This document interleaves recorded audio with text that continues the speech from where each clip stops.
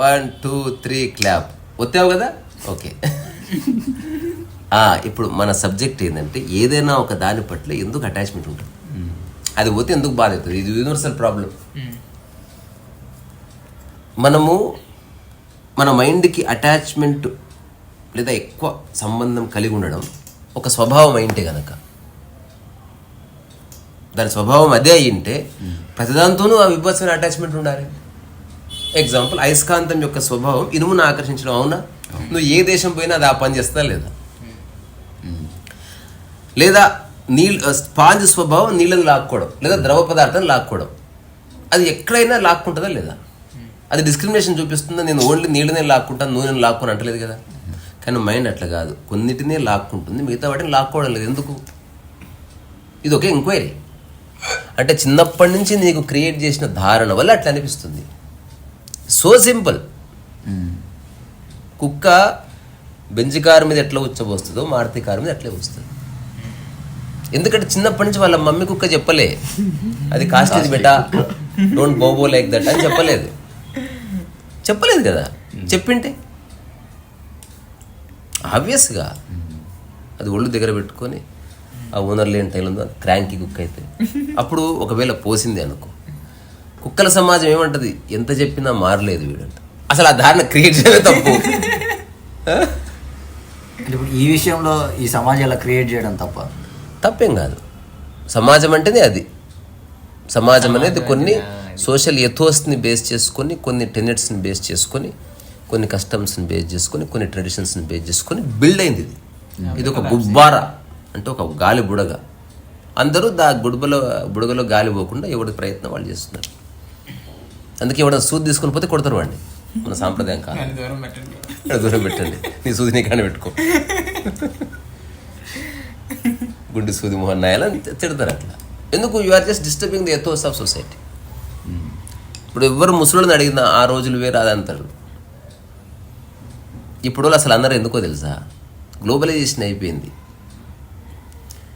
ఒక ప్రపంచం, ఒక దేశం ఎలా ఉందో ఇంకో దేశస్తులకు అప్పుడు తెలియదు.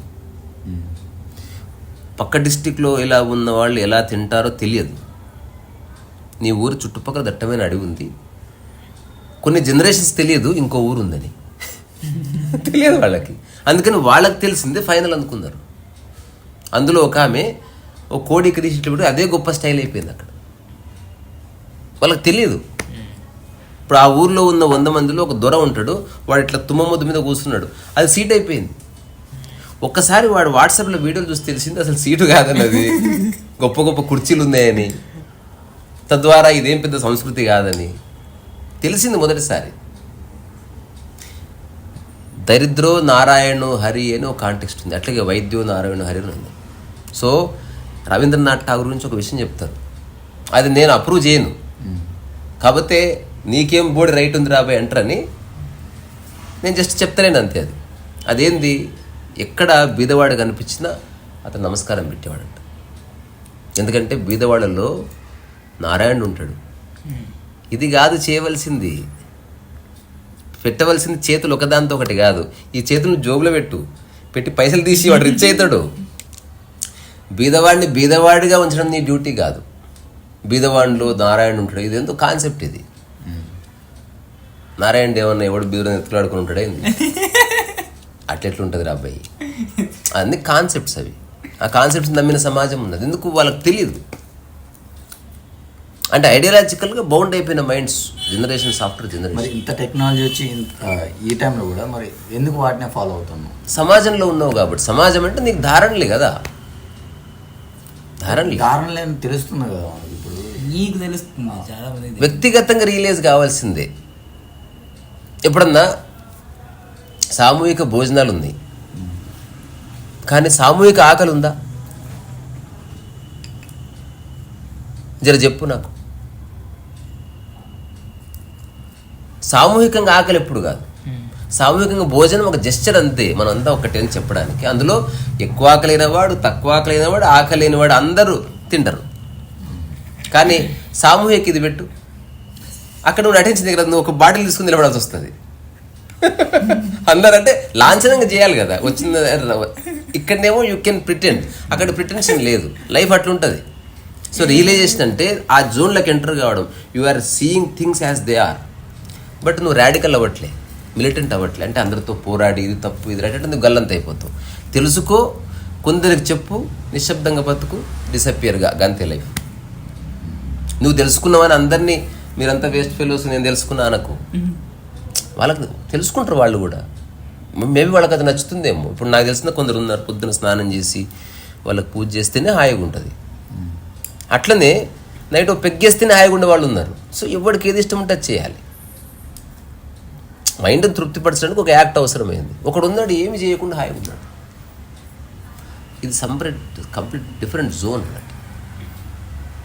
So coming back to our discussion ఏంటంటే, ఏదైనా ఒక వస్తువు మీద మనకు అటాచ్మెంట్ ఎందుకు ఏర్పడుతుంది అంటే మనకున్న ధారణ వల్లనే. బంగారం పట్ల ఆసక్తి ఎందుకుంది? ఉమ్మడి ధారణ. ప్రపంచవ్యాప్తంగా బంగారానికి విలువ ఉంది కనుక ఎక్కువ మెజారిటీ దేనికుంటుంది అంతే అంతే. అంగీకరిస్తాం. ఉదాహరణకు అసలు బంగారం విలువ లేదు అని ప్రపంచవ్యాప్తంగా ఒక న్యూస్ వచ్చిందను. బంగారం ఎవరు పెట్టుకోకపోవచ్చు. సో ఇది జస్ట్ నీ యొక్క థాట్ని బూస్టప్ చేస్తుంది, నీ ఈగోని బూస్టప్ చేస్తుంది. నేను ఈరోజు ఒక వ్యక్తిని చూసినాం, నేను గోపాల్. ఇంత ఉంది బంగారం, చేతులకి ఇక్కడ ఇంతలా ఉంది. గోపాల్ ఒక పాట గుర్తొచ్చిందన్న. ఏం పాట? బంగారం ఆహా అని అన్న పాట. ఏమొస్తుంది అంటే అది ఉంటే తప్ప తనకు విలువ లేదు. నీకెంత విలువ వస్తుంటే అంత విలువైన నీ నుంచి జారిపోతాయి. అంటే నీ విలువను నువ్వు గుర్తిస్తున్నప్పుడు నీ నుంచి విలువైన వస్తువులు పడిపోతాయి. ఇంకా రమణ మనిషి మిగులుతాడు లాస్ట్కు. తనే విలువైనది, ఇంక తనకు విలువైనది అక్కర్లేదు. ఇంకా డైమండ్కి మళ్ళీ స్పెషల్ లైటింగ్ ఎందుకురా? డైమండ్ అంటేనే అది, ఇట్ షైన్స్. నువ్వు మధ్యాహ్నం పూట సూర్యునికి ఎప్పుడు టార్చ్ లైట్ వేసినావా? వేస్తే ఇంకొంచెం కాంతి పెరుగుతుంది కానీ తిడతారు అందరూ. సూర్యునికి మళ్ళీ లైట్ ఎందుకు? ఎక్స్ట్రా లైట్ అక్కర్లేదు. సో మనిషి ప్రయత్నం ఏందనేది ఇండివిజువల్ రీల్మ్లో ఏదో జరుగుతుంది, అదంతా జరుగుతుంది, అలాగే జరుగుతుంది. ఒక వ్యక్తి 1000 సంవత్సరాలు ట్రై చేసిన విషయం అర్థం కాదు, ఒకరికి టక్కున చిక్కుతుంది, ఒకరికి ఒకటి చెప్పగానే చిక్కుతుంది, ఒకటి ఏదో చేస్తుంటే చిక్కుతుంది, వేస్ట్ అని తెలుస్తుంది ఒకడికి హఠాత్తు. వాడు రాత్రి ₹1,00,000 ఉన్నాయి, ఒకరోజు ఆకలింది, ఒక్క హోటల్లో కూడా ఫుడ్ లేదు, వేస్ట్. హఠాత్తుగా తెలిసింది డబ్బు వేస్ట్. నేను అమ్మాయి వాడేం చేశాడు? డబ్బంతా చింపేశాడు కోపంతో. ఇది ఒక ఎక్స్పీరియన్స్ ఫ్రస్ట్రేషన్లో. ఇదే ఎక్స్పీరియన్స్ ఒక యోగికి అయింది. డబ్బంతా ఉంది కానీ వేస్ట్ అని తెలుసుకున్నాడు, కానీ డబ్బును విమర్శించలే. ఒక పూట దాచుకున్నట్లు ఉన్నాడు. రేపు పొద్దున మంచి భోజనం చేశాడు. అప్పటి నుంచి డబ్బును సరిగ్గా వాడుకోవడం మొదలు. Same experience but 2 approaches. So మనకైన అనుభవం మనల్ని ర్యాడికల్గా మార్చొద్దు. మనకైన అనుభవం మనల్ని ర్యాడికల్గా మార్చొద్దు, అంటే వైలెంట్గా మార్చొద్దు. ఇప్పుడు చాలామంది తెలుసుకోగానే అందరు నీకు తెలియదు ఇదే పనిలో పడతారు. తెలుసుకున్నది అనుభవించడమే తప్ప వేరే వాళ్ళకి చెప్పడము సాగొట్టడం కాదు. ఓకే, నోరుంది కాబట్టి చెప్పు, పిట్ట కూసినట్టు, కానీ నేను చెప్తున్నదే కరెక్ట్, నువ్వు ఆచరించను అనుకో, యు ఆర్ బికమింగ్ మిలిటెంట్. పొద్దున్న టాక్ ఎందులో కూడా చెప్పినట్టు ఇంపోజ్ చేయకూడదు. నాకు ఈరోజు నిన్ననే ఒక వ్యక్తి, ఈరోజు పొద్దున్నే ఒక దగ్గర దోషిని దానికి పోతే అక్కడ యూట్యూబ్ ఫ్రెండ్స్ గుర్తించి వచ్చారు. మీరు ఎందుకండి షేర్, లైక్, సబ్స్క్రైబ్ బెటర్ అన్నాడు. నేను ఇంపోజ్ చేయడం నాకు ఇష్టం లేదు. నచ్చితే చేసుకుంటారు, లేదా లేదు, చెప్పడం వరకే. ఇది ఒక జీవన విధానం అవునా కాదా? నాకు ఆప్షన్ ఉంది, ప్రతిసార్లు అడగవచ్చు, నీతో చెప్పించు, సెలబ్రిటీస్తో చెప్పించు. ఒకసారి తలకింద బరిగాడితో చెప్పించాను. నెక్స్ట్ ఒక ఫ్రెండ్ అన్నాడు, నీకెందుకన్నా అవి అన్నాడు. తర్వాత నేనేం చేశాను, అదే వీడియోకి సౌండ్ తీసేసి పెట్టాను. అసలు తనికెళ్ళబరిని ఎందుకన్నా అన్నాడు, తనికెళ్ళబరిని కూడా తీసేశాను. నాకు కరెక్ట్ అనిపిస్తుంది, అవసరం లేదు. ఇప్పుడు ఎవడైనా పెద్ద పెద్ద లక్షల సబ్స్క్రైబర్స్ ఉన్న వాళ్ళు కూడా స్టిల్ దే నీడ్ సపోర్ట్. ఇంకా ఎదగాలి, ఆశ సావదు. నాకు అసలు ఆశనే లేదు, సహజంగా ఎదిగినంత ఎదుగుతుంది. ఈయన్నే అయిపోయిన ఏ క్యా ఫరక్ పడతా అంటే what is it I'm losing. ఇప్పుడు నేను నన్ను ఎప్పుడు గుర్తించలేదు, ఏమిటి నేను కోల్పోయేది? ఈ జస్ట్ చనిపోయే వరకు ఇప్పుడు హాయి అనలేదు నిన్ను. అసలు వాట్ ఈజ్ ఇట్, నువ్వు కోల్పోయేది ఏమిటి అసలు? అంటే ఏమీ ఉండకపోవచ్చు, కానీ ఈ ప్రపంచంలో ఉన్నప్పుడు మనం ఇవన్నీ చూస్తూ ఉన్నాం కాబట్టి అందుకే ప్రపంచం అంటే ఏంటో తెలుసుకుంటే సరిపోతుందని చెప్తుండే. ఇప్పుడు నా హోల్ కాన్వర్జేషన్స్ అన్ని దీని చుట్టే తిరుగుతాయి. అప్పుడప్పుడు ప్రపంచంలో ఒక అవసరం అంతవరకు, అది నీ అస్తిత్వం కాదు. డబ్బు అవసరం, పేరు అవసరం, ఆధార్ కార్డు అవసరం, బండి అవసరం, చెప్పులు అవసరం. ప్రపంచం అంటే చెప్పులు, ప్రపంచం అంటే బంగారం కూడా, ప్రపంచం అంటే మేకప్, ప్రపంచం అంటే అందమైన అబద్ధం. అవసరానికి వాడుకో. ప్రపంచం అంటే ఎదుగుదల, ప్రపంచం అంటే షో ఆఫ్, ప్రపంచం అంటే లైట్, ప్రపంచం అంటే ఒక మెరుపు, ప్రపంచం అంటే కంపారిజన్, ప్రపంచం అంటే ఒపీనియన్, జడ్జిమెంట్, ప్రపంచం అంటే ఎక్కువ తక్కువ. కొంతమందికి అది ఉంటేనే లైఫ్ అంటే ప్రపంచాన్ని అర్థం చేసుకోకుండా ప్రపంచమే లైఫ్ అనుకున్నవాడు సఫర్ అవుతాడు. సాధిస్తాడు కూడా, కానీ సఫర్ కూడా అవుతాడు. పూరి జగన్నాథ్ సాధించాడు, సఫర్ అయ్యాడు ప్రపంచం వల్ల. వర్మ సఫరుగాడు, సాధించాడు, తెలుసుకున్నాడు, తెలివైనడు.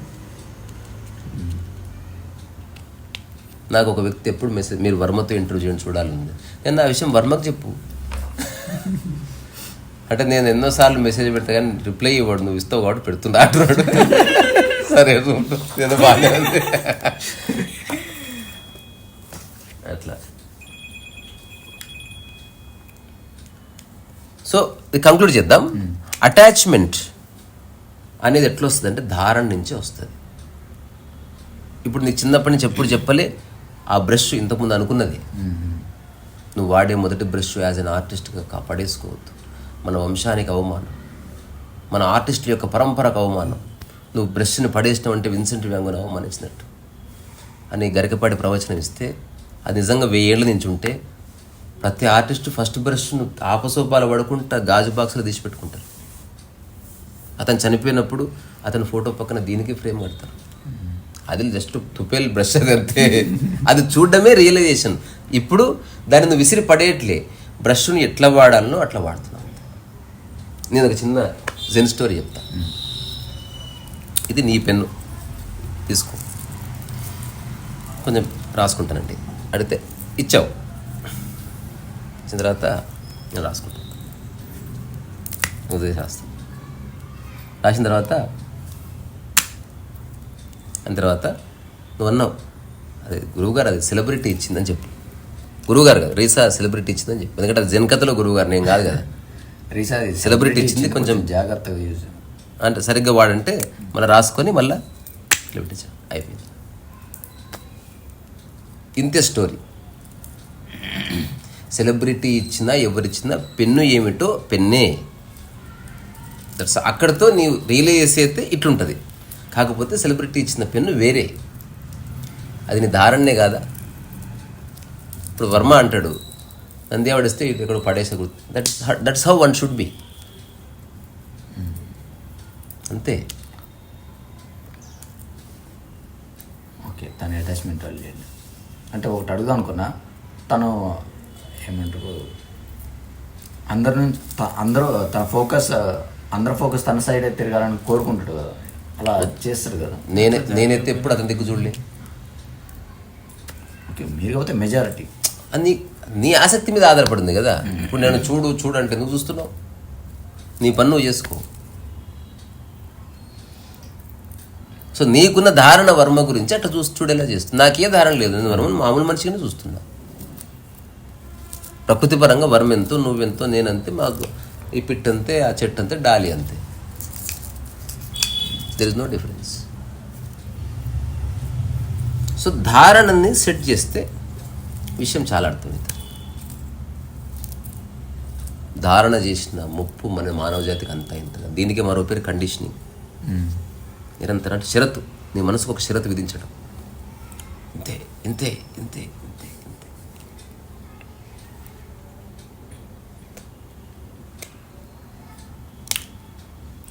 షరతులు ఉండాలి కదా ప్రపంచంలో.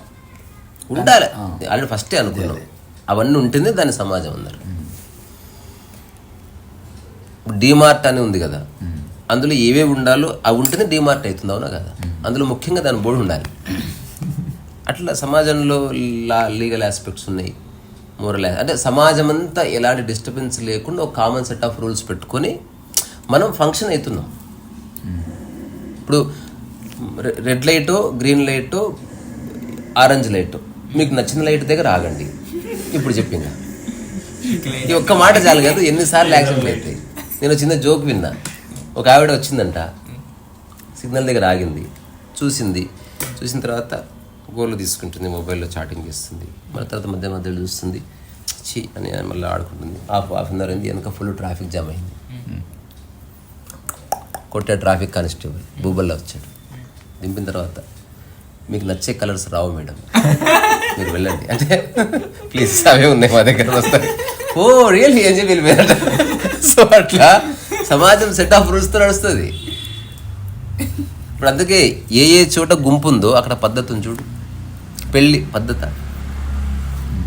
సినిమా థియేటర్ క్యూలో నిలబడండి పద్ధతి, క్యూఆర్ కోడ్ చూపించండి పద్ధత.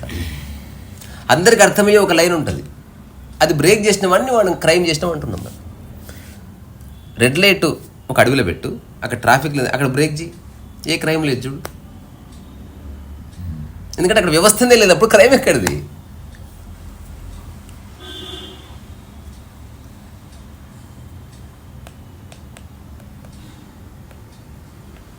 సో కండిషనింగ్ అనేది తప్పదు. మనిషి కండిషన్స్ బారిన పడే వాడు పెరుగుతాడు. అంటే వాడు చిన్నగా ఉన్నప్పుడు తెలియదు కదా, ప్రతిదీ వాళ్ళకి వాడికి గిత్తతుంటాడు కదా, అందరూ చెప్తారు వాడికి. ఎందుకంటే వాడేం గట్టి కొట్టలేడు, అంటే మెల్లగా ఉంటుంది, వాడి బలం ఉండదు, తర్వాత వాడికి కాళ్ళు లేవు, పరిగెత్తలేరు, కూర్చోబెట్టి ఏమో చెప్తారు. వాడికి రాత్రిపూట పిచ్చి పిచ్చి కళ్ళన్నీ పడతాయి పిల్లలకి, వీళ్ళ వల్లనే. టీచర్లు గట్టిగా అరుస్తారు, తొడపాశాలు పెడతారు, పెద్దోడికి దౌడ బలగొడతారు. నీవు నీ జాతి పక్క జరుగు, అసలు కాలేజీ వద్దు. నేను వచ్చిన ఆడియో విన్నా, నువ్వు కాలేజీకి వస్తే నేను రాను సార్, నేను రాను, ఆడ ఫుడ్ ఉండదు, బాగుండదు, ఊకే వస్తాను. ఏంది బాబు అట్లా మాట్లాడుతున్నావు? ఊకే పోసారు ఏమో నువ్వు కదా. సార్ మీ నాయనకి నేను ఏం మా నాయనకి ఫోన్ ఏం కూడా వాడు మంచిగా ఉన్నాడు యాక్చువల్గా. ఇప్పుడు గరికపాటి ఒక డైలాగ్ అన్నాడు, చిన్నపిల్లవాడు అల్లరి చేపితే వాడు చిన్నపిల్లవాడే కాదు. అంటే నేను చెప్తా, ధారణలు ఉంటే అసలు నువ్వు మనిషివే కాదు. You may be a professional. To become human అన్ని ధారణలు వదిలేసి చూడాలి. అలాగని అనార్కిస్ట్గా అమ్మని కాదు, అంటే వైలెన్స్ క్రియేట్ చేయమని కాదు దాని ఉద్దేశం. తెలుసుకో, రెడ్ లైట్కి సత్యానికి సంబంధం లేదు, రెడ్ లైట్ అవసరాన్ని గుర్తించి చక్కగా ఇంతే. ఒకసారి అమెరికాలో ఇట్లా జరిగింది, అర్ధరాత్రి 2:30కి షికాగో నుంచి నేను మా కజిన్ వస్తున్నాం. అక్కడ రెడ్ లైట్ పడితే ఖచ్చితంగా ఆగాలి. ఒక మారుమూల గ్రామంలో అమెరికాలో, అది ఎక్కడుందో తెలియము, నిర్మానుష్యం ఉంది. రెడ్ లైట్ దగ్గరకు వచ్చి కారు ఆగింది, పైన ఉంది రెడ్ లైట్, చాలా రెడ్ లైట్ పోతలేదు. అక్కడ రూల్ వైలేట్ చేయొద్దు కదా.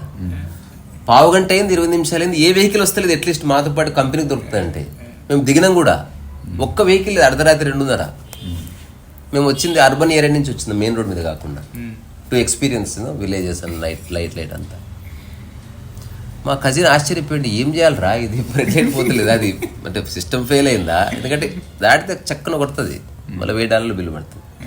అప్పుడు ఒక ఫ్రెండ్కి ఫోన్ చేసి, నేను ఒక ఫ్రెండ్కి ఫోన్ చేస్తే ఏంటంటే ఇట్లా రెడ్ లైట్ నిలిచిపోయిందంటే ఏం లేదు, అది నీ కార్ను గుర్తించలేదు అంతే, నువ్వు ఒక ఇట్లా ఎనిక్కని పెట్టు అన్నాడు. అది ఇట్లా ఎనిక్కని పెడితే కరెక్ట్ 2 సెకండ్లు పోయింది అది. సో ప్రపంచాన్ని అర్థం చేసుకుంటే ఇట్లా నిజానికి రెడ్ లైట్ దగ్గర, అదే ఆ వ్యక్తి ఇంట్లోకి వచ్చినాక రెడ్ లైట్ పెట్టు ఒక్క తను అన్నాడు వాడు. తంతడా లేదా? నీ బోర్డు రూల్స్ ఎవడైనా పెట్టు అన్నాడు.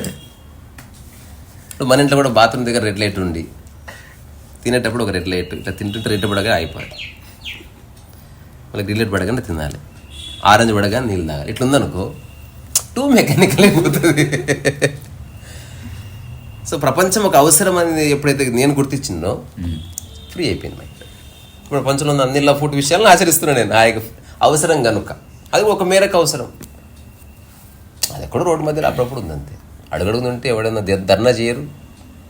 సో ధారణ వల్ల మనసు కొంచెం బిగుసుకుపోతుంది, అదొక కిక్కిస్తుంది. కానీ నిజంగా లైఫ్ని అర్థం చేసుకోవడానికి అడ్డంకి ధారణ, కండిషనింగ్ అనేది, ధారణ అనేది నిలిచిపోయిన ఆలోచన అంతవరకు, అంతకుమించి దానికి ఏ వాల్యూ లేదు. కానీ ఉపయోగాలు ఉన్నాయి. ప్రపంచంలో ఖచ్చితంగా ఉపయోగాలు ఉన్నాయి.